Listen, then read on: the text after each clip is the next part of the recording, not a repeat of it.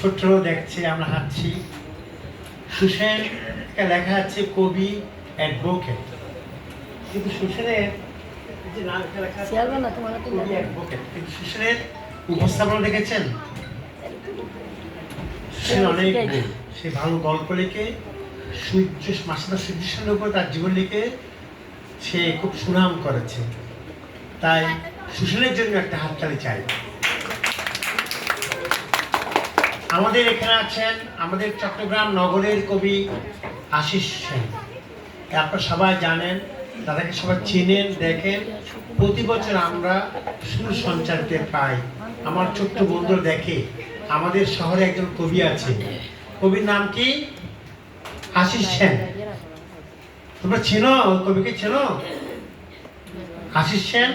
আমাদের এখানে আছেন আশিস সেন, আমাদের এই শহরের নগরের বিখ্যাত কবি। আমাদের এখানে আছেন সুকুমার দাস, যিনি মার গান সবসময় শুনে আমার খুব ভালো লাগে, উদার কণ্ঠে তিনি গান করেন। আছেন আমাদের আজকের সভাপতি কাকুলিগিরি বড় ভাই, আমাদের সবার বড় ভাই। আরো আপনারা যারা সবাই আছেন এবং আমাদের যে যন্ত্র সঙ্গীতের লোকেরা আছেন, সবার জন্য শুভকামনা করছি।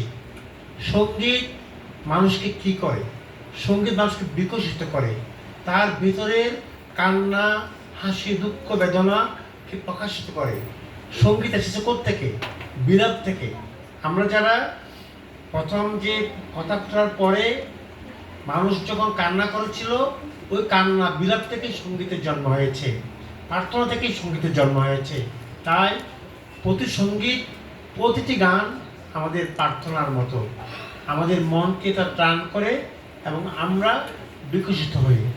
আমাদের ছোট্ট মনেরা যে গান করছে আমরা শুনছি, এখানে কথা বলার পরিবেশ নয়। সুর সঞ্চারিতে কাকলি দাশগুপ্তা যে পরিশ্রম করে প্রতি বছর এখানে আপনাদেরকে জড়ো করে আমরা আসি, আপনার দেখা হয়। এই জন্য আমি কাকলিদের জন্য একটা হাততালি চাই। আর সুর সঞ্চারে আমার সাথে থাকবেন, আপনাদের সন্তান বুঝতে হবে, আপনার সন্তানের সাথে গান করবেন। কেন? একজন মা যদি একটু বেসুরে হলেও গান করে, সন্তানটা অনেক বড় ধারণ করে। একটা সন্তান যখন জিতে যায়, মা জিতে যায়, স্লোগান আছে না? আবার যখন মা জিতে, সন্তান জিতে। তাই লজ্জা নয়, এখানে কারো ভুল কেউ ধরবে না। আনন্দ মেলার মতো বেসুরে করেও গাইতে পারেন। আমি আপনাদের সবাইকে আবার শুভেচ্ছা জানাই, অভিনন্দন জানাই, আপনারা যেখানে এসেছেন। এবং কাকলিদের এই যে অনুষ্ঠানটা সফল হোক সে প্রত্যাশা করি। আপনাদের সবার গান শুনবো, এই বলে আমি শেষ করছি। নমস্কার সবাইকে।